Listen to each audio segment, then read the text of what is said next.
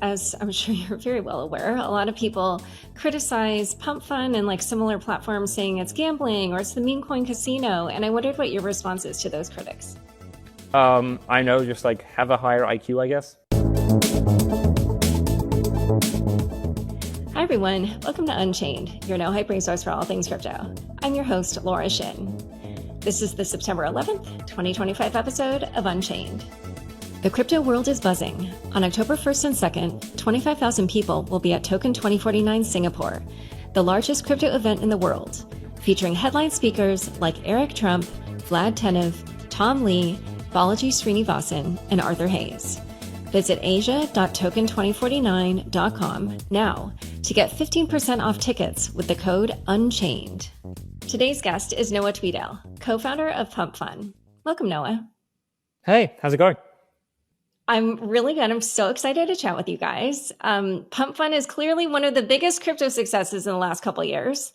It's become one of the fastest companies to reach not only profitability, but also rake in huge amounts of revenue. You recently crossed $840 million in revenue. Your company also recently raised $1.2 billion in an ICO. You have even bigger ambitions to compete with social media giants. But I want to talk about like the kind of the recent period, because, you know, it's like not only have you had this wild ride the last couple of years, but it's like been sort of condensed this summer, I would say, with multiple ups and downs. You know, obviously this ICO sold out quickly. At the same time, the platform was like losing market share and then got overtaken by Let's Bonk. Then the token kind of dropped precipitously, but then recently Pump has now flipped Let's Bonk again to regain the majority of market share. Now, more than 80% of coins in Solana are being minted on Pump Fund again. And it feels like you're kind of on this upward trajectory. You've made a bunch of new announcements. So I was just curious, like, how are you feeling at this moment in time? Like, what are your general thoughts on everything that's happened? I mean, that's a cool question, because I think, like, I mean, obviously the past sort of couple months were sort of pretty crazy, I guess, from the outside perspective. But I mean, this company now, I mean, has been alive or existed since even before sort of 2023, right? So we've had a humongous amount of sort of ups and downs, like really sort of like all the way down, like this is completely over, like this company's going to shut down, to sort of this is doing sort of super well, and just continue sort of pushing it out. So I think it was from the outside, I know it seemed sort of very extreme, but sort of internally, it was like, I want to say like too cliche, it's just like a normal day, but it almost was. It was just like, yeah, this is just like the next sort of chaotic thing, which is sort of hitting us. But I mean, that itself was like, it was a pretty unique scenario, right? Because the whole, obviously sort of the development team, which we have, had to build out this whole sort of ICO platform for the, for sort of Pump Fund. And that took a lot of time, right? And I mean, as you can see, sort of during the whole ICO process, our sort of system was the only one which sort of upheld the sort of onslaught of all of everything going on. So that was super busy to sort of working on that. But it was what the point I'm trying to get at, like the 2-week period before this was happening, was obviously extremely chaotic and sort of full on sort of heads down to make sure there was sort of no mistakes. And quite literally, the whole sort of development company was very much focused on getting this over the line, right? So that's when the whole sort of dog thing sort of happened, and we were sort of very much just focused on a different thing. And then once the sort of by dog, you mean Let's Bonk? Yeah, correct. Yeah, okay, And then so we're on sort of there, and then obviously the sort of token launches. And I mean, I'll just be honest here, like myself, Alon, and Dylan, the sort of three founders, like we hadn't had a holiday in literally like 1.5 years. Like we were working sort of 7 days a week. We still are, but we told ourselves, like, no matter what happens after this token launch, let's just take like a week or something off to sort of like just like relax a bit. So that's what we did, and I think that's when the whole sort of like chaos sort of went down. But then we sort of, as soon as we were back in the office, we were like, okay, let's just like execute on this plan and then sort of get it over the line. So okay. So during that period when people were like, they raised all this money, but there's no communication, you guys were actually on vacation. Yeah, pretty much. Yeah, I mean, there were obviously like there was like calls going on, like, oh, we should do something, which we were, but again, like we did just want to sort of take a bit of a break, because it like I can't explain like the sort of craziness which has sort of happened in our lives over this sort of past sort of 2 to 3 year period. So yeah, no, I'm sure. I mean, just looking at it from the outside, it's very obvious.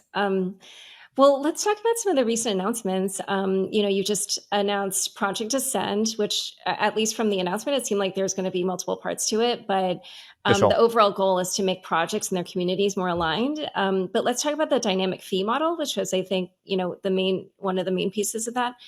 So you just launched this dynamic fees V1, and it's this tiered creator fee structure on PumpSwap. Where the tiers are by market cap, and the higher market cap coins have this lower creator fee. So, like, describe a little bit more, like, the problems that you're seeing that you were trying to solve with this new structure. Yeah. So I mean, I think that sort of goes down as sort of a deeper question, which I want to answer is like Pump Fun is we don't want. I mean, okay, look, it's obviously a crypto company right now, but our long term ambitions for this company is we don't want to be a crypto company, and I think we sort of made that clear in our sort of announcement. I mean, we do obviously want to cater towards the sort of crypto native users and sort of continue growing that out and everything. But we want to become a company which has an impact globally, right? Either through be that sort of through financial means or through sort of social means, which is really what we're sort of working on. And if you look at the sort of leading social media platforms of today, like Instagram, Twitter, Twitch, I guess you could arguably also say is like a social platform, TikTok, all that sort of stuff is all these sort of platforms work for sort of one main reason, and that's because they reward the creators, right? And they reward the creators to continue to sort of produce content, just like YouTube as well.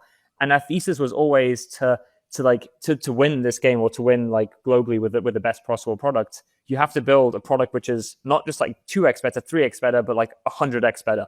And that was the idea with these sort of creator fees, that we would heavily incentivize sort of content creators on the platform to one, just start creating content in general, and then two, be rewarded for it a lot more than anywhere else. And I think it's been really interesting to see, like, just the statistics that I've been sort of looking at over the past couple of days. Like, streaming has sort of gone through the roof, like DMs, which is obviously prevalent on the mobile app, also sort of just like going up in like a sort of a direct line upwards.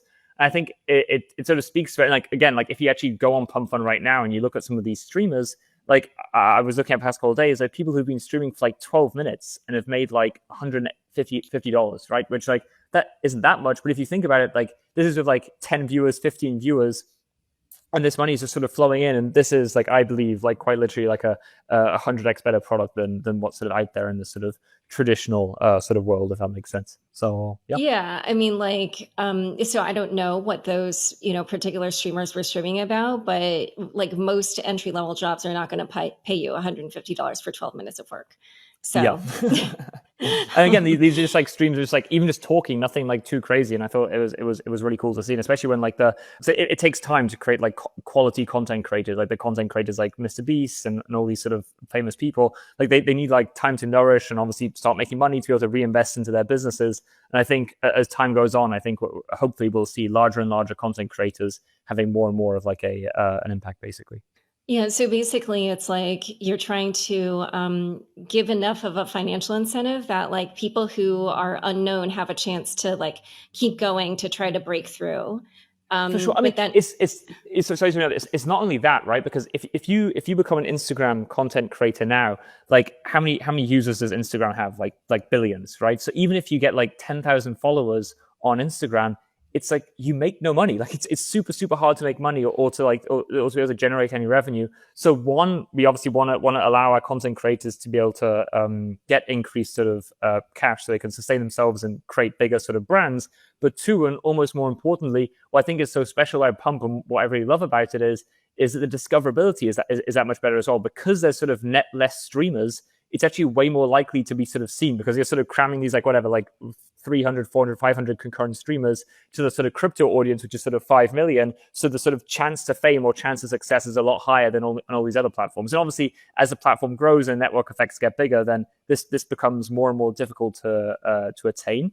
But I almost think like right now it's like the golden age to be able to sort of create something and then sort of it's kind of like Instagram at the start, when everyone was sort of loving it and people were able to make a bunch of money, or the way sort of Tinder was said, like, oh, at the start when Tinder used, everyone was able to sort of get matches, right? But now it's turned into this sort of hyper capitalistic sort of way of just like getting you to spend money on sort of in-app purchases instead of creating like something which actually works, right? So yeah. Well, so I was curious then, yeah, because like when I go on the front page, like I'm honestly, and granted, I know I'm not your target audience, but Yeah. like I was just wondering, like, yeah, this discoverability notion or like how your algorithm works or whatever. Like when I go on there, I'm just looking at all these things, and like some of the streams I went in, it's literally like a guy on a call, like selling something, and so I'm like, wait, like why would I be watching this, or like how are you choosing what goes up there, or like yeah, just talk a little bit about like how For you sure. think people can get discovered, and yeah.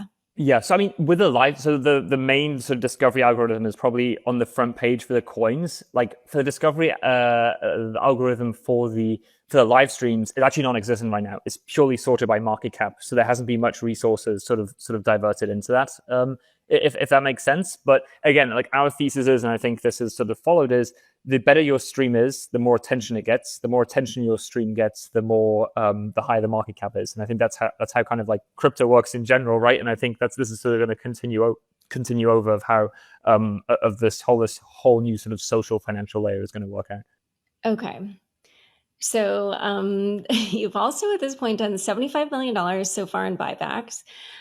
This is something that obviously the community has been excited about.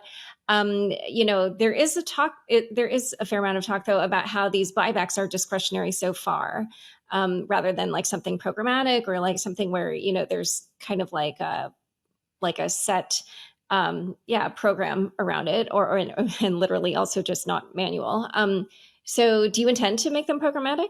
I mean, again, like this is like a broader question. I mean, if you look at the sort of space right now, what buybacks are actually programmatic? Like, again, I correct me if I'm wrong here, but I'm actually not sure if the hyperliquid buybacks are programmatic, like a lot of people like to insinuate. I'm pretty sure if those would want to be changed, they could be changed sort of very quickly. So that's the first thing you need to sort of assess. And I think the way we sort of made our decision about the buybacks, or Pumper made his decision about the buybacks, is we sort of looked at sort of crypto and see what are the sort of successful companies out there, right? You have like Binance, which obviously did like again, I believe it was like 50% buyback, so like 50% of their fees were being used to directly buy back the BNB token for the first believe at least a couple of years of sort of development, and then sort of Hyperliquid, which sort of executed directly 100% of the way with these 100% buybacks, which I think kind of makes sense. But again, like I think like yeah, the way I like to see it is we see what has worked and we think that makes a lot of sense. But I can only comment about the past, which is we've done. The start, obviously, the buyback started with 25%, and then the decision was made to sort of change that to 100% buybacks.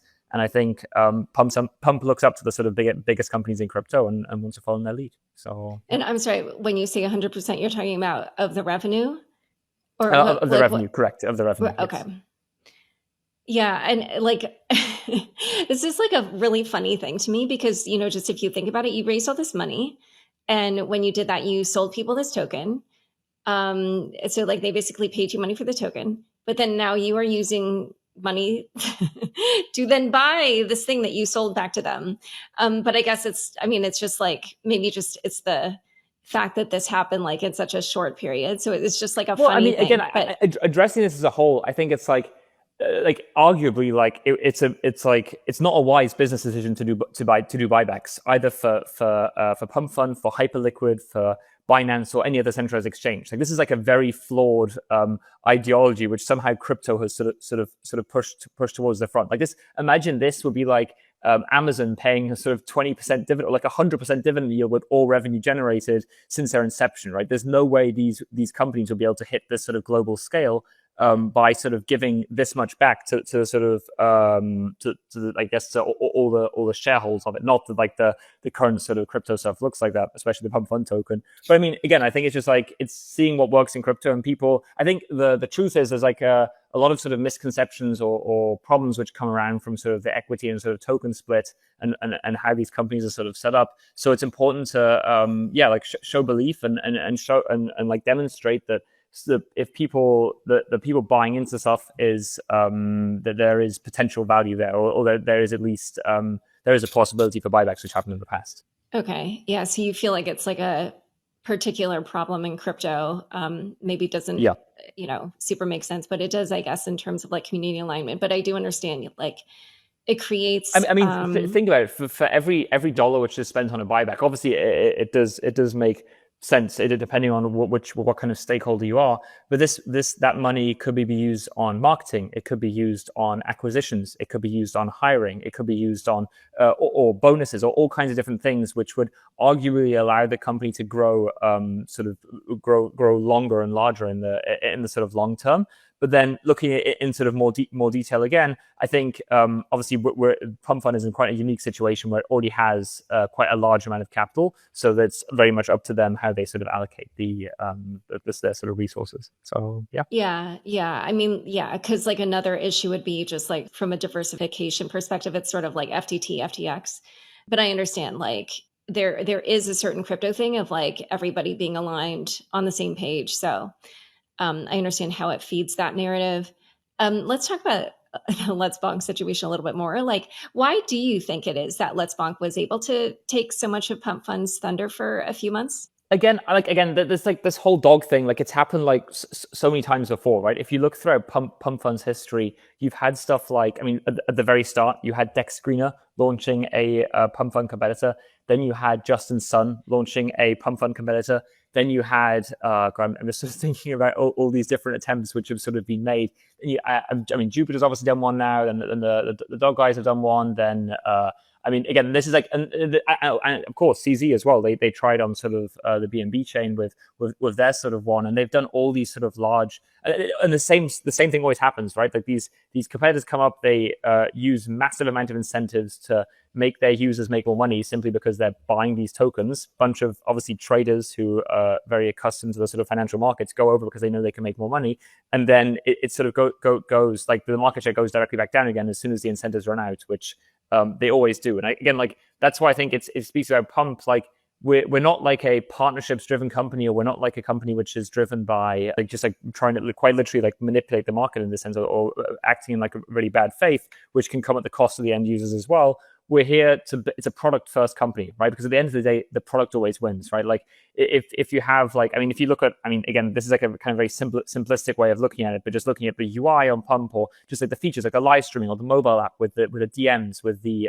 move list tab, with all this different stuff, which not a single other sort of product has. This doesn't seem like a lot because it's not like, oh wow, like it's a one stop, so everyone uses this one thing. But it's more like if there's like a 1% edge from coming from all these different little causes, this sort of stacks up, right? And this leads the product to be better in the end, getting the user over in the long term. So with this sort of stuff and competitors in general, I always refer back to the product, and the best product always wins. And this isn't in crypto. Like this is worldwide, right? Your product has to be substantially better to win. And the everyday, like we're a devco here, like we're thinking of like, how do we sort of structure this in a way which is the best possible product for the end user in every single way. And all this sort of other stuff is just sort of noise to us. And even like obviously we did lose some market share. Like obviously we'll be like, oh yeah, but we realized like this isn't the end game. It's like we've just had this happen like literally 10 plus times at this point. So let's just go back at it and build a better product, right? And that's the only thing which matters. And again, I think honestly, it was, as mentioned before, it was just like a lack of focus in that short time period because of like the high stress environment of the token launch. Yeah, I mean, like it sort of feels like it might have been more visible in a way because you had launched the token at that time as well. For so sure. It's just like so much attention on you guys, like even more than normal. And then like a market price. So, but I did, want to ask because I'm also noticing like I think Zora now is having like there's more like coin creation on Base than Solana recently. And I wondered, do you think of them as a competitor? Again, no, not really. I mean, I think that I like the Zora team. I think they've actually created something pretty cool just because of like this sort of overarching narrative, which I think like, or not even narrative, like for me, what I want to do here is create a company which can work outside of crypto. And if you look at Zora and you open their mobile app, you see something quite special, right? Because they're not catering towards the sort of the sort of average crypto user with charts and all this stuff. They're building something for the Instagram creative, like the normie sort of generation, or the normal user base, which actually use it. So I think that's quite cool. I'm not sure about their strategy. I mean, again, like obviously they don't make too much revenue compared to us, right? So I think that does speak for it about.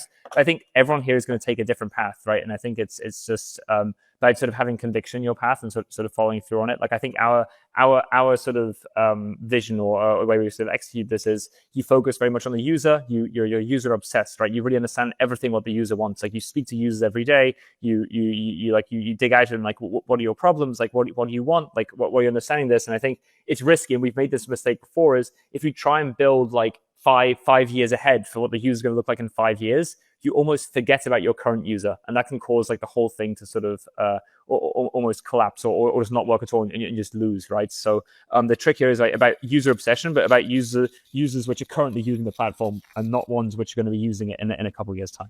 So even faster than Let's Bonk flipped Pump Fund recently took the top spot again, nearly overnight. This happened in August, and I wondered, how did you guys manage to win back that market share? Yeah, so honestly, I don't really want to. This is for me. This isn't like a relevant. This isn't like a top of mind issue for me right now. I don't see this as being like something we should spend time discussing, or we should sort of just like address as a whole. I think like if you're worried about this, if you're listening to this and you're worried about sort of Pump Fund's market share, one, I would just ask, look at the past, look what's happened in the history, and then just believe in the team's execution ability to sort of retake that. What I want to focus on is like not like, oh, how does one market share take the other market share? Who's got the sort of dominant space? It's more so, how does this company move already in this sort of niche industry we are, and how do we sort of leave that, right? And I think that's like the overarching question, because all this sort of like market share debates and, oh, I can get my revenue up to like $3 million a day, $5 million a day, like that, to me, that's not a success. Like that's not what we're here for. And I don't think that's what anyone working at the sort of Pump Fund Development Co is either. Like everyone here, like working with us, we want to create a company which can have an impact which hasn't been seen before in crypto, right? And I think if you look at these companies, even at the largest ones, like sort of Coinbase and sort of Binance and obviously sort of OKX and all these centralized exchanges, and then the largest decentralized exchanges, for me, these companies are all failures. Like I don't think a single one of them really has like an impact globally, which makes a difference, right? Like you look at sort of Coinbase, for example, like they built a Bitcoin wallet. That's all they did. Like the product hasn't really changed since sort of day one. And I think when looking at like a success case, you should be looking at companies which really truly like generationally change the world. You look at like Apple, you look at sort of all these sort of different social media stuff, which like every single person is using for like hours upon hours a day, or you with maybe your laptop, which you're using now, watching this podcast on, or your iPhone, you're watching this podcast on. You want to look at companies like that. And I just really want to stay away from this whole sort of crypto stuff, because like again, it's nice to look into, and it obviously sort of helps with like moving the needle on small numbers. But like we're super young. Like I'm 21 years old, and my co-founders also 21 and so 22, 23. And I think like we want to be working on this for like decades to come, and really have like an impact. So our thought, and this has been since the start of like we didn't even set out to like create this to be to found like a crypto native company. It was more so like, how do we just create a company which has like a global impact? And that's really what I want to stress on, and not like, oh, are we going to build another decentralized perpetual futures exchange? Are we going to build like another stablecoin and all this other stuff, which like obviously we're going to do, right? Because it's like, why would you not do this if you have a good product? But the question should be, how can you like change the world? And I think that's really what we're focused on. So yeah. Well, so actually, when I asked that question, I was sort of thinking like, so clearly you guys are working on two different timescales here. You have, kind of your vision for the future. You have like, your goal to take on Twitch and TikTok and YouTube, like, what you said before in your announcement. And yet at the same time, you just said like, you're also, wanting to make sure that you're in touch with your users today. Of course. So yeah. like really when I asked that question, it was more like about that, like because you are kind of managing like two different things. You're managing your current audience or your current user, and you want to keep them and like, grow with them. So I don't know, like, I did notice. Well, like, okay, some people saying, to give some more background, like the company is very much sort of like, I want to say split apart, but there is like two sort of verticals. It's one is like this is like the future facing stuff. Like what is going to lead this market to like, how do we grow this market, and how do we turn this into something special? And that's like stuff like obviously the live streaming, like obviously the sort of the DM stuff, which is built directly into the mobile app, which sort of like no one has sort of really done in crypto except maybe Telegram before. And then you have stuff like the mobile app in general, which I think is quite amazing, right? Because with a mobile app, you get like this K factor, which is substantially higher than anything else, right? Like if you're just like, I don't know, just like hanging around with friends, or like you're in the subway or whatever, and you have your sort of mobile app and you're using something, like if you think about the best products in history, like sort of Netflix and like Amazon, like all this sort of stuff, and all this sort of stuff, like you didn't hear about it because of marketing. You heard it because your mom told you, your brother told you, your friends told you, right? And I think that's really what we're sort of optimizing for here is like, and the focus of that side of the company essentially is like how do you make a product as viral as possible and as sort of easy to spread by word of mouth. And you obviously have the other side of things of sort of retain the current user base and sort of looking after them and executing on them. But again, like that I think, like, I don't want to say it's easy because obviously there are some challenges which sort of come with that. But like, I mean, we've done it in the past year and a half, and I have like 100% conviction we're going to be able to continue doing this. Like for me,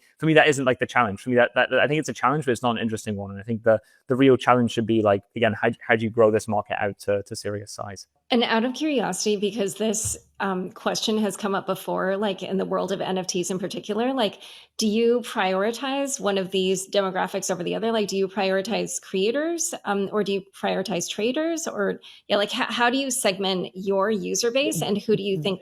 There's no such thing as like prioritization. I mean, I look at it like, I mean, if you look at like current social media platforms, it's like, oh, does like TikTok prioritize the sort of content creators or the sort of consumers? And I think the honest answer is it's like it's not very clear. And what kind of combines them together is the algorithm. That's a beautiful thing, right? The algorithm sort of mushes both the sort of the consumer and the sort of content creator and sort of creates the sort of market which intertwines both of them. So I think it's like, and this is like the most difficult question of them all, right? Like how do you create this sort of two-sided marketplace of the sort of crypto natives and then the sort of forward-looking like mixture between sort of Robinhood, Twitch, and TikTok and sort of pump fun as it is today. And I think it's like this is not a problem which you can solve with sort of one button. This is a problem you solve by taking sort of rapid, small, iterative changes, which like over time make the product like 1% better every day. Okay, so in a moment, we'll talk a little bit more about Pump Fund's future plans, but first, a quick word from the sponsors who make the show possible. Eric Trump, Donald Trump Jr., Tom Lee, Vlad Tenev, Paolo Arduino, Balji Srinivasan, Arthur Hayes. These are just some of the headliners at Token 2049 Singapore, the largest crypto event in the world, happening October 1st and 2nd. Over 25,000 attendees, 500 exhibitors, and 300 speakers will converge for an unmissable week. Token 2049 will take over all 5 floors of Marina Bay Sands, transforming it into a pop-up city with 1,000 side events, nonstop networking, and immersive experiences, all leading into the Formula One Grand Prix weekend. Ticket prices are rising this week. Visit asia.token2049.com and use code UNCHAINED for 15% off tickets. Back to my conversation with Noah. So I actually wanted to return back to this Project Ascend bit because I know you just announced that little, piece of it, but I was curious, like, what do you feel are kind of the major issues, that Pump Fund has now that you would like to, tweak and improve on? Any major issues? I would say discoverability, like finding the best possible coins, and always sort of being able to sort of navigate the site either on your sort of mobile app which you're using or on the sort of website. For me, that's sort of super important. I feel like that's like a big thing. And then what else? I mean, obviously, like I think that's kind of like a feature of the product, right? I mean, like I presume like this is going to lead into something. So what do you want to sort of hear? No. I am curious to hear, like, what do you, I mean, I do have a bunch of things that people have mentioned, but I wondered how you think about it. Yeah, for sure. I mean, I think that the big thing, like, it's like you have to sort of split the sort of what does the user want, and then what does the business / the overarching company want. And I think at the end of the day, like, it's important to know that these are the same things, right? Like these connect. Like if you look after your customer, the sort of the company perform as well, right? Like even if the business is operating at a loss or just like sort of stagnant, isn't really moving, if your customers are happy, you'll sort of win in the end game. Like the customer is always the most important thing. So I mean, when we we speak to users, everyone on the team, and like the founders, we speak to users a lot. So whenever we hear whenever we sort of listen to users, like we hear their problems, and those are the sort of first things we sort of want to fix. So yeah, if you have anything specific, then more than happy to address that here.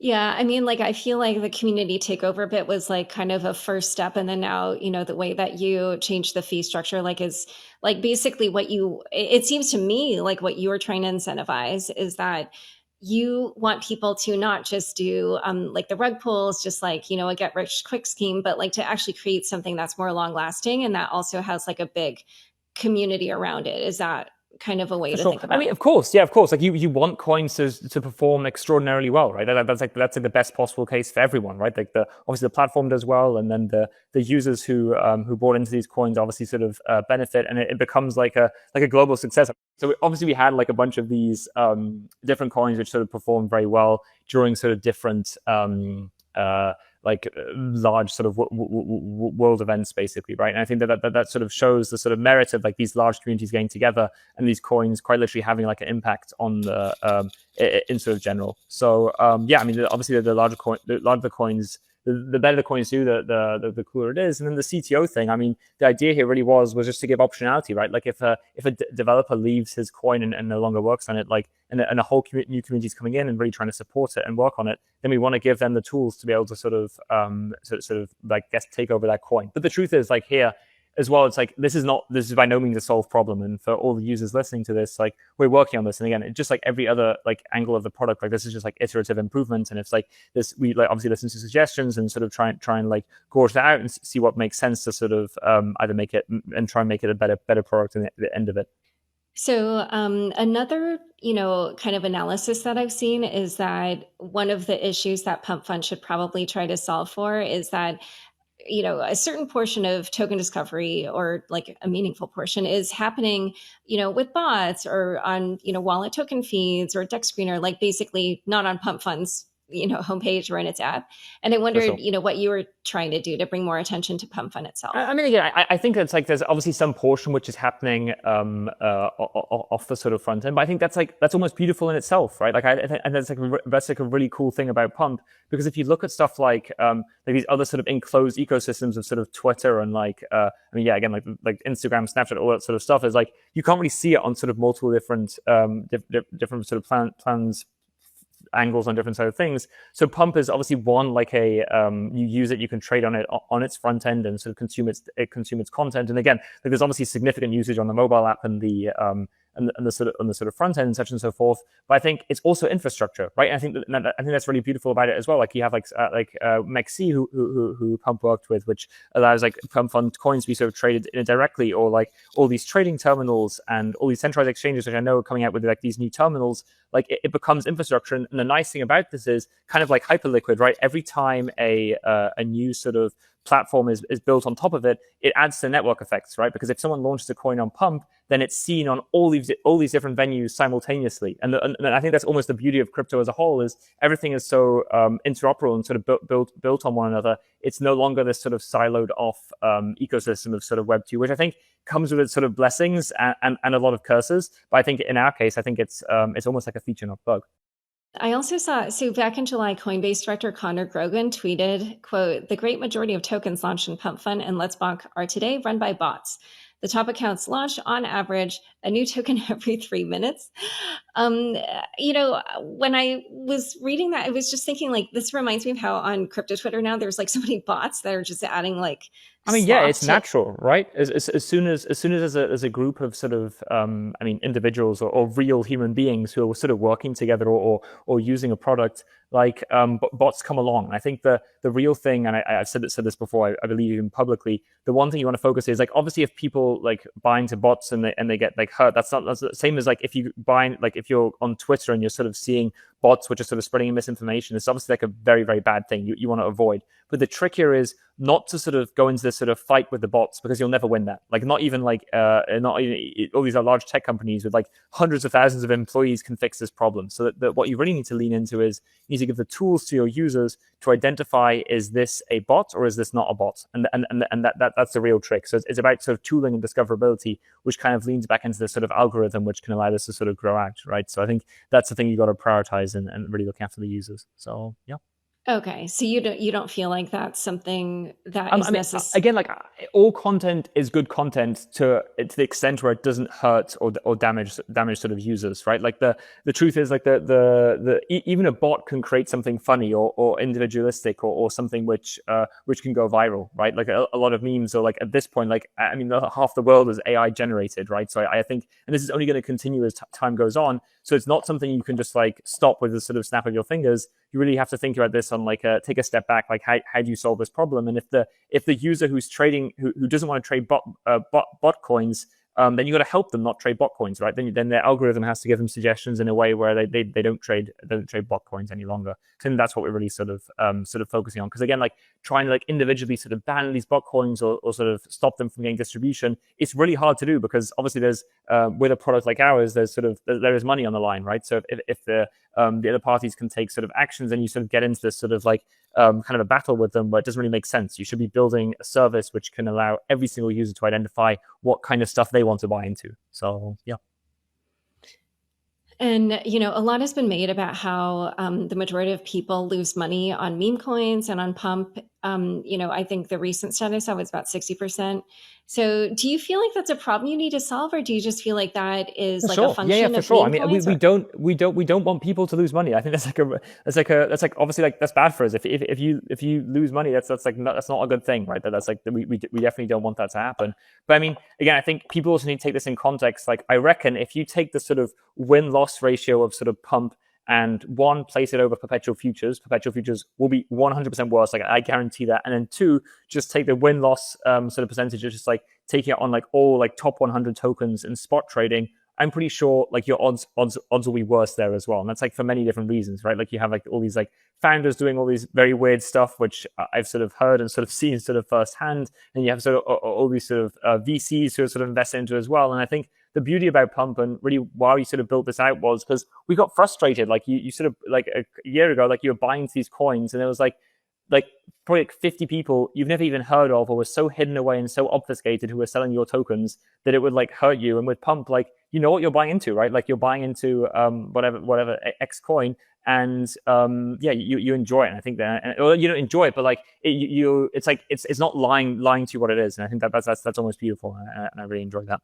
So let's talk for a moment about the crypto competition. Again, I know we sort of addressed it, but I want to address it from a different angle, which is I just wanted to hear how you think of Pump Fund versus some of the different crypto competitors. And we don't have to talk about Let's Bonk if you don't want to, but I mentioned Zora. You said like they're going after normies. Like, what about Believe? Like, I just wanted you to hear. I wanted to hear you talk about what niche Pump Fund is trying to carve out, like what Again, the identity is that you're going after?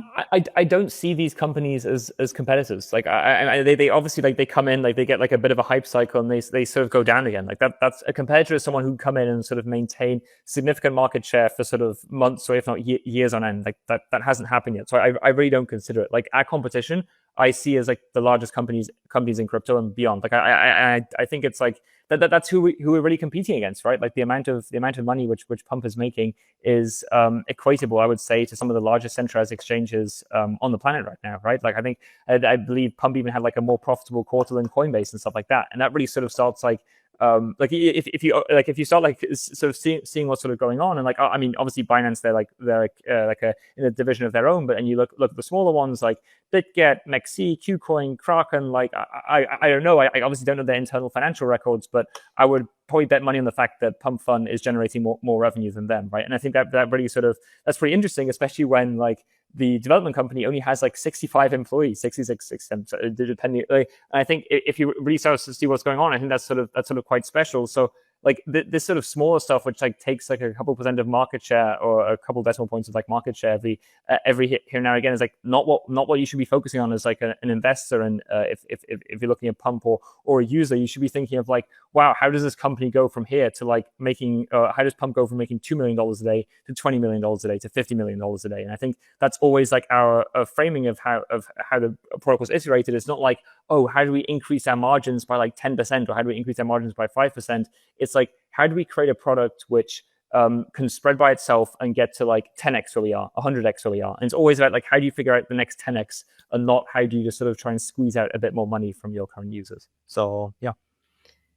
So I also wanted to ask about your mobile app, which you launched back in the winter. I was curious how you've seen activity there differ from on desktop, and also what the breakout is in terms of percentage of activity on each. For sure. Yeah. So I mean, the biggest thing is like retention. Like once you're on mobile, like your retention is substantially higher, right? Because it's like your own little enclosed ecosystem, and it acts like a wallet, like a trading sort of partner, and like almost like a social application as well. So that thing we're sort of super excited about. Like the spread, like the likelihood that someone shares the mobile app is also higher. I believe. I wouldn't sort of want to sort of put my bet on, like I don't want to put my brand behind that. I just have to double check if that's correct. But then I believe like for sort of front end usage, again, I don't have the statistics in front of me, but I believe it's like 25%, or so actually something very substantial. Like a lot of our development now is going into the mobile app, because it's like we feel like desktop is kind of like a losing battle. Like everyone's doing desktop, right? Like like all these like larger companies. I mean, so I don't really see it as like a company, but like all these like larger sort of like platforms, like all these centralized exchanges, like a lot of this stuff, like Coinbase, a lot of it is like, especially when a lot of money is involved, is all on desktop. And I think that's a problem, because that just like it inherently limits growth for the company. And I think mobile really allows you to go get that sort of stratospheric upside, which we're really looking for. So yeah. Okay. And I was curious. So the UK's Financial Conduct Authority said Pump doesn't have permission to do business there. In general, there's, some different laws around gambling, online casinos. They could potentially apply to Pump depending on the jurisdiction.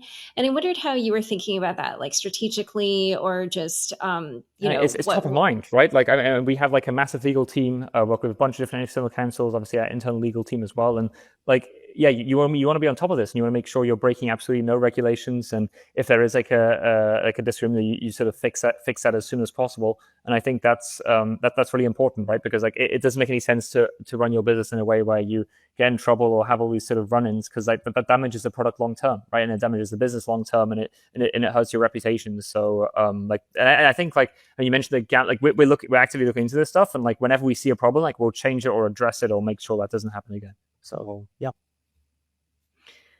So, on a related note, Twitch banned unlicensed gambling sites, and that kind of gave like an opening to a live streaming platform, Kick, and that's owned by Stake, which is an online casino. And For Kick sure. is home to a number of gambling streamers. And it sort of feels like, I mean, you have been bringing on other streamers from Kick, actually, like Soul Jakey is probably one of the more well-known ones. And I wondered, like, is that a niche that you're going after? Like, is that, No, no, not at all. Like no. I Oh, think gambling and pornography is like the worst industries to be involved in. I want to be clear. Pump is a trading product. Like when you trade on Pump, like it's a skill based activity. It's not gambling. And I think that goes for like, if you focus on sort of gambling, like the content is so boring. Like you just watch someone like spin slots. That's not what you want, right? You want like someone who's like doing something fun, or like just like think of like the biggest YouTubers, right? That's kind of what the kind of activity we're trying to sort of incentivize. But that does not dissuade us to try different niches. Not that we haven't actually gone into the sort of online gambling one, I'm certain of, but stuff where it's like looking into stuff like I know maybe it's like sports or like gaming, or so all this different stuff, all these different sections, because the way you see and identify if a product has PMF is simply like A/B testing, right? You have to see which vertical is working, which vertical isn't working, and digging into it and understanding the sort of the psychology and the usage of it. So it's about doing a bunch of A/B testing and then sort of identifying what niches work, and then sort of expanding on that. And what we believe, or what we think is like, and we've seen has been the most successful, has been like the IRL stuff, and that the streams have been sort of kicking off. So yeah. well, just, in general, as you're looking to take on some of these more mainstream social media platforms that you mentioned before, how do you think about how to do that? Like, how do you break out of crypto? Do you feel like this strategy that you started, where you're bringing on sort of these, moderately well-known streamers, is working? Well, no, again, like bringing on streamers, that's not like we've tried some of that, but again, like most, I'd say like 99+% of the streaming activity on Pump is organic, right? It's just like word of mouth and people using it and sort of speaking to them. And then what we do, however, is when we see someone like coming on and they're sort of using the streaming platform and they're really enjoying it, we reach out to them, right? We put them in a group chat and we're like, hey, do you want to do you want to go to like Africa, and do you want to take some pictures of zebras or something? Like we'll finance that trip, right? Because what we want to have like a cool we want to have like allow us to have a sort of cool experience and sort of create better content. So we don't bring over streamers, but we do sort of open up the floodgates to creating better content. And that's for anyone listening as well. Like if you're interested in streaming, like reach out. Like we'll speak to you. We have like a fully dedicated streaming team who will help you out and sort of do all this sort of stuff. Like, and again, I said this on the Delphi podcast the other day, but I think we spent about over $250,000 on streaming equipment. Like this is like webcams, like microphones, which you can like walk around with, and like cameras, all this stuff to give to these people so they can have a chance to sort of start streaming and get this off the ground. Because the truth is, like Kick, I think kind of has PMF, but the PMF just comes from like stakes, massive sort of gambling role, and it's like paying all these people to like advocate for gambling, basically, right? That's not like a long-term approach. What you really want to be going for is like this bottom-up approach where people are using the product because they love it, right? Like the thing I'd more look at as a comparison here is like the TikTok streamers or like the Instagram live streamers. So yeah, that's why we keep testing across different niches, and at some point we might even roll out a streamless coin to support creators directly channeling fees into bringing new streamers onto the platform and fueling growth. Yeah. And out of all of the different activities people do on social media, why did you decide to focus on streaming? Honestly, user activity. So we just like again, like this goes back to sort of speaking to users a lot, but I mean, not many people know this, but if you use Pump sometimes, like a Google Meets link will sort of pop up and be like, hey, if you join this for 1 hour, you'll get like 1 Solana, and then users will sort of go on there, and then like our engineers or team will user interview them. And this was very early on the streaming. I mean, there's obviously that whole controversy which happened, but even before that, we saw what we were looking at what users were doing. They were streaming in Telegram groups. There was like 15 people on Telegram watching like a stream together, and we thought this makes sense. Like, why would we implement it? Very similar decision-making process to why did we bring in the sort of DM feature, right? Like, what does everyone in crypto do? And outside of crypto, they're all on Telegram, right? They're all your VC buddies are talking on Telegram, or your trading friends are talking on Telegram. And if you can import something which is a lot more crypto native and create like a crypto like isolated ecosystem and build features for crypto traders, like imagine like pubs but directly built into sort of typing, or like his stablecoin payments, all this sort of stuff, like built into a messaging app for the user base, which is sort of currently out there. I think that's sort of super special. So yeah, it's about like looking at what the users are doing and then sort of like building a product which is better for them than what they're currently doing. That's the kind of way I like to see it. So yeah, I mean, basically it's like a way to kind of hang out with your friends digitally, like in real time. Like you may not be physically in a room together, but yeah, you're all doing something. It's the same here. Like I mean, even us, like we communicated over Telegram before this, or like every single trading group I'm in, especially the younger generations, I think is like everyone's sort of like perpetually online. And I think that's like a really big thing. And like the other thing is like one thing I want to highlight here as well, as I was mentioning this on the other podcast as well, but like the people who use Pump are like the younger generation. So it's always like super like the people between like 18 and sort of 24 who are using this and sort of really focused on it. And I think it's like people are kind of fed up with all this sort of perp stuff, which is kind of like zero sum and just like not very social. It's quite like boring, not very entertaining. And then you sort of see the stuff where it's like when Alan said like Pump wants to build the most fun place on the internet, then like I couldn't agree more. I think it makes a lot of sense. So yeah. And so when you talked about how like you also want to get into sports and gaming, like are you just, watching who naturally comes on the platform and starts using it and then like trying to pick out people who you feel like could cultivate those areas, or like how it's not about picking them out. I mean, you do that anyways. Like anyone who's consistently streaming on Pump, we speak to and we look after them, right? It's like the same thing which TikTok did as well. Is like not many people know this, but they would have like whole cohorts, like hundreds of people who they would basically like teach how to stream. They'd just like give them incentives and like give them free food and all this stuff, and literally like they go to like streaming boot camps and be like, this is how you stream, this is how you make the good content. So then that's something which is going to happen anyways, basically. So that's no worries. But then it's more like understanding maybe the gaming streamer prefers like a subscription-based model, or maybe the gaming streamer wants emote reactions, or maybe the gaming streamer wants to be able to sort of stream with multiple people at the same time. It's like speaking to these people and understanding what they want, and then building that out. And it's not so easy doing that either, right? Because you can't just go to people and be like, ask like, hey, like, what do you want, right? Like you need to go to them and just like build a relationship with them and sort of speaking to them and sort of slowly understand what they want, not just ask them what they want, if that makes sense. So yeah. Okay.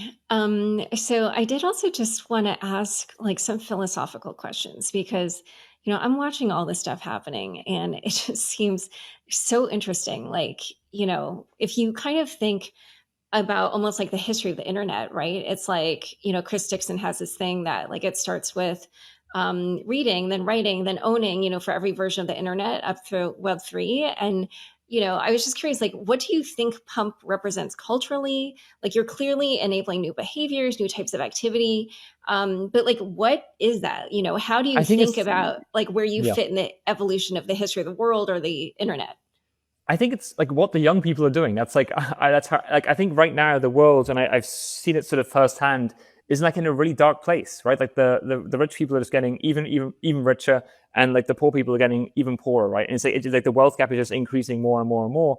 And it's basically it's like it's almost impossible to escape out of like that this sort of system because it's like so entrenched and so and there's all this like and like it's really dystopian, right? Like you look at stuff like TikTok and Instagram Reels, and people just like on this like 10 hours a day, right? And it's like this stuff is like, don't forget, like when you buy like an iPhone, like the first reason, like the main reason, the only reason you're buying an iPhone is so that you like spend money on that iPhone. Like that's the only reason like an iPhone even exists, right? And I think then it sort of goes in, like you open the Instagram app, and the only reason the Instagram app is so that you consume more content, so you watch more ads. And I think this creates like a really like skewed sort of like a skewed world, which like yeah, just like kind of like brainwashes a lot of people and causes a lot of harm. So I think it's like one, it kind of pumps and really highlights the fact that people want to escape this. They want to get out, and it really gives them the optionality to do so. And it might sound a bit crazy that this is sort of what meme coins are and what it has become now.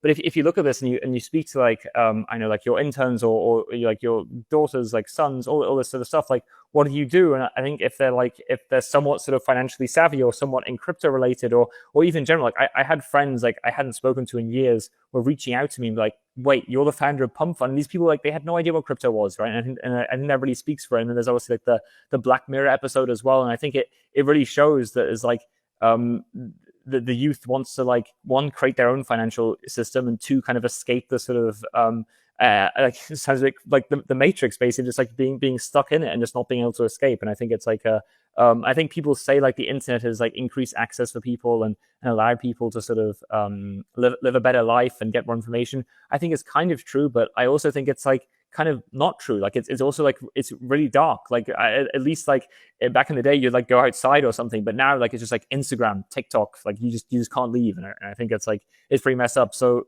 really the hope here is for Pump, and what we want to help them do is create something where they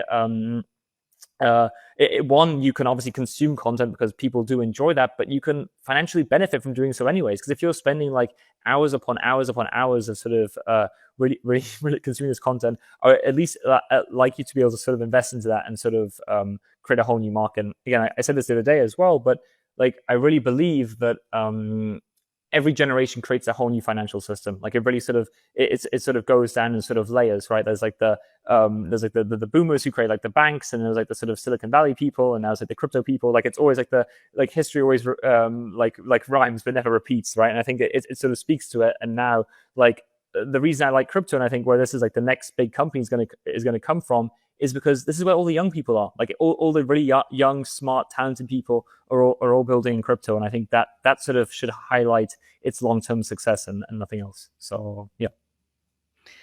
I was also curious, like, do you feel like you're learning things about human behavior from watching how people use Pump?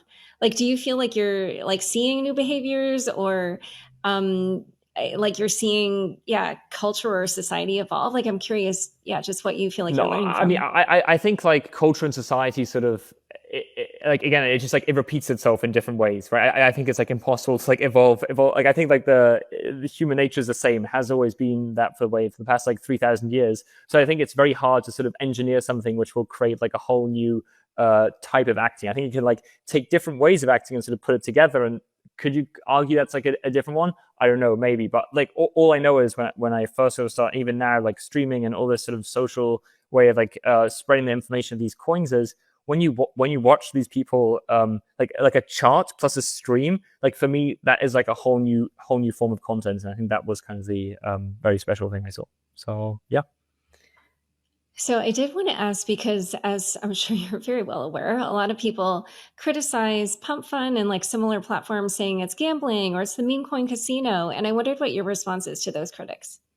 I know, just like have a higher IQ, I guess. Wait, I'm sorry. Say that again. I said like have a higher IQ, like look at look what's actually going on, understand it, like read into it, and maybe like use the product and really understand what's happening. And I think like a lot of people, they're just like bad. And I think a lot of this comes from like like the old people, right? The people who like made their money on like Polkadot or made their money on like Ethereum or made their money on Bitcoin. They just like, and that's what I don't like about crypto either. It's like super tribalized, and people are just like they don't understand that like Polkadot was just a meme coin which got launched like 5 years ago. It's the same thing. It's literally the same thing. I think it's just like, oh my god, all this sort of bad stuff. I'd say like you have to understand what's going on here, right? Like this is like some of the like I would say like for our age, like we're probably some of the most successful. Like we probably are the most successful entrepreneurs of anyone under sort of the age of 24 finding this sort of platform. And I think if that doesn't make your sort of eyes open up, then I don't know what can really help you. So yeah.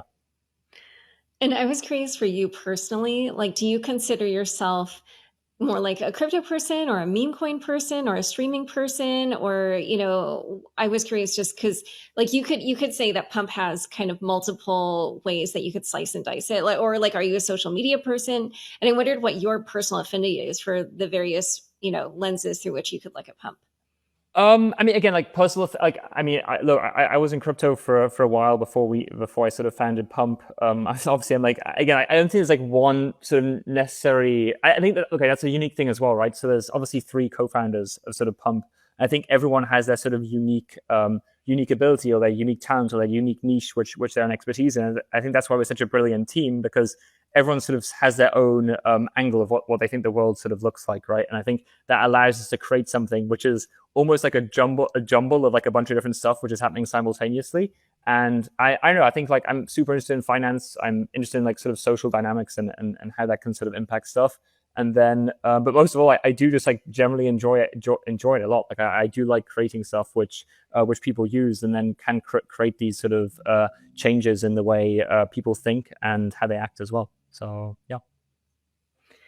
Okay. And I wondered, like there's multiple different ways that you could go mainstream. And clearly you're trying out a number of these. But as you do that, there's going to be this tension between pushing the envelope, which like you kind of have to do if you want to create something new and edgy, but then also, like there's a certain point past which, like if you go past that limit, then it might be, somewhat Bad. Yeah. damaging to your reputation. Or yeah, so what have you learned from like past incidents, like those streaming incidents where like people were kind of threatening violence or whatever, just or just pretty much any of the other incidents that have happened, because there's been a number where I know For sure. you guys were challenged. So yeah, how do you think about Yeah, that? so I think the biggest learning from this is like back when the streaming thing sort of happened, it was like ship a product. It doesn't matter how bad it is. It doesn't matter how like it barely works. Like just no consideration. Get it out in the world and make sure people use it, and just try and see if people use it. So I think the biggest thing we've learned is just preparation and thinking about like the what's the worst case scenario. It's kind of like you need that one person in the room who's like, if this goes wrong, this could be something really bad, right? And then we had like obviously we shut down streaming as soon as something bad happened, and then we like had like a whole moderation team which is sort of working on that now, right? Like round the clock, there's like tens of dozens of people online to monitor if anything's sort of going on, and this works sort of flawlessly so far, and hopefully we'll sort of continue to catch any wrongdoings. And then you have stuff like new product releases, like the DM stuff. Obviously, that comes with risks, right? People could be sending inappropriate messages, inappropriate images, like really like illegal and bad stuff. So moderation also has to be employed on that. So it's just like, I mean, it sounds kind of like classic, I guess, but just like learning from your past mistakes and then and iterating on it and learning quickly, because otherwise you're not going to make it very far, I don't think. So yeah. Okay. And so just going back to like your big mission that you announced when you were doing the ICO, do you have like kind of, even if it's a vague roadmap of like how it is that you want to try to take on the likes of TikTok or No. YouTube? Again, I would throw this like roadmap fallacy away, and I would encourage everyone to do this as well. That this is not how this sort of stuff works. There's not like a 10-step plan of how to become the biggest company in the world. That just doesn't exist, right? right? And I think, again, I said this previously as well, but if you look at like the best companies in the world, I mean, like WhatsApp, for example, I made that example last time, like it hasn't changed. Like the product since launch is exactly the same product. There's like very, very few differences which have allowed it to grow to a sort of large scale. So the way these companies grow is actually by having small, just like very, very niche changes. Like I know, like WhatsApp, different languages, or for example, it cost money at the start. They then made it free, and then they did stuff where it's like, okay, up to 1,000 people can be in a group chat. These very small niches can unlock sort of next levels of growth. And I think that's the next thing we're really trying to sort of push out, basically. And there's no such thing as a roadmap. It's just like constant iteration and just like rapid improvement as fast as possible. And again, just like speaking to users and understanding what the users want, and then also combining that with some kind of forward-looking vision, which I think the world is going to look like, which is going to be this sort of, I think the like the bank and the platform which becomes like the next biggest thing will be some like this combination of what all the Zoomers are using today, right? It's like you have your like, you chat with people there, like you consume your content there, and you sort of have your finances there at the same time. It's like this bigger sort of envisioning glossed into one larger product. Okay, so if I were going to summarize kind of like what this might look like, some number of years in the future, we won't name how many. It's basically there's communities that are aligned around creators and whatever content creators are putting out, but both the creators themselves and the communities can benefit financially. And whatever it is that the creators are putting out has a little bit of this, real-time component through the streaming. And then on top of that, there's like a bank, like you have your life savings on this app as well, right? It's like, imagine like you sort of swap between TikTok, you swap between Robinhood, and you sort of also got your bank, which you can like pay for at the grocery store, all in like one mega application. Oh wow, okay, it's super interesting. So it is like the everything app kind of. Quite legit. It's like, but like if you think about the everything apps which are sort of built out today, they're sort of focused on one niche, and they're kind of like old people-ish. Like it sounds silly, but like nobody really uses like Facebook anymore. Like this stuff is like, it's sort of like faded into irrelevancy. And then like our generation, or even a bit above us, is like this Instagram generation there. And there's like the TikTok stuff, which like the 8-year-olds are watching, I guess. And there's like the question is like, what is the thing which will hit the sort of next level of the 18-year-olds, like the next generation, basically. So yeah. And then one question, and maybe this is like resolved by the generational issue, but because of this sort of judgment and stigma that we see around meme coins, like I wondered if you guys have any thoughts, or if you're like trying to strategize about how to overcome that with mainstream people. I mean, again, like we've like purposely like tried to stay away from describing ourselves as a meme coin platform, because that's like, although it is used as that, like what we've built is a tool which can be used for anything you want. Like if people were only uploading sort of YouTube videos or like YouTube-esque videos on Pump, then it would be like a video sharing platform, right? So I think that's kind of the beauty of this. It's like infrastructure, right? It allows anyone to sort of, well, not infrastructure, but it's like a social media platform which allows you to do with it what you want, right? And it's super interoperable. So I think I don't want to like sort of say Pump is a meme coin thing. Pump is a short form video trading platform. Pump is a live stream trading platform. Pump is a messaging app. It's whatever you want it to be, and I think that's what you see to happen to these sort of larger these larger applications as well, where it really creates something which is like you can use it in the way you want. Like Twitter is probably used for like thousands of different reasons. Like you already have historians looking at it, trying to understand like different opinions from like specialized historians. Like maybe it's like people who just want to like watch and scroll and watch people like sort of play music or whatever. There's just like so many different reasons, so many different like use cases for it. And I think it's the same with everything. And I think it's very dangerous to sort of lock yourself into one. So we just try and ignore it, because I want to create something which which is a tool for everyone, basically. So yeah. Okay. And this is just like me spitballing, but sure. I was sort of thinking like, you have this like streaming component, which is like a real-time thing. Yep. Which is sort of like, you could think of it as an event. But yep. Then, we have prediction markets, which, they're called event contracts. And I wondered, like, is there a way to do like some kind of mashup there? No, just like, again, like I think everyone's on this like prediction market sort of hype train or something. Like the prediction markets don't work. I mean, they do work, but like they don't make any money. Like this is not like a business. Like this doesn't really exist. Like there's not a single prediction market in the world, which is, I don't know too much of the details, but like I think our daily volume is like sometimes in the billions, and like these prediction markets have like monthly volumes of like 100 million. And I think that really just shows you where like the interest of the users, and like taking this whole thing, oh, let's combine it together. Like prediction markets are literally just like a glorified sort of VC narrative. Like that's all they are. Like they're in my experience at least, until something significantly changes, these are not revenue generating businesses, and not businesses which have an impact. They might get like an opinion because like a lot of people see them for a brief period of time, but they're not something which people actually use. And like I think that this speaks about it a lot. Like if you look at the sort of different CEOs and for like different companies in the world, like you'll see like the best products and the best companies, like you don't really see the sort of the CEOs running around preaching about the future vision, right? Because the product is just doing itself. And you see other people, again, I'm not going to name any names, but if you like look into it, like the more the CEO has to tell like the vision of the platform, like the less it's working. And I think that sort of that sort of speaks about the world in general. So I think it's like the most important thing about is building something which the users want to use. So yeah. Okay. Well, last question for me, and I'm only asking because I feel like people will be mad if I don't ask it. It's just like any news about the airdrop that you want to talk about? Again, I would refer to like our sort of like public communication. So yeah, I mean, again, everything will be announced. Obviously, it's sort of there and everything. So just like look at our Twitter. I promise you, everything will be accurately addressed. So please don't stress. Okay. Well, you said that you wanted to come on here and like talk about how you were going to like bring this app out of crypto into the mainstream. So is there anything on that subject or any other subject that you didn't get to say that you would want to say?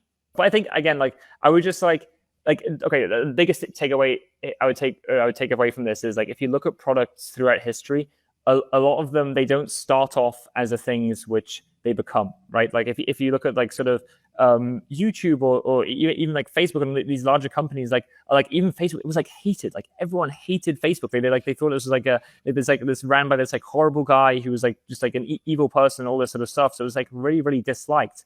And I think, and again, like what Meta has become now is like probably like you couldn't even like you could barely imagine it like 20 years ago. So I think it's just like the biggest thing is like look where the talent is going.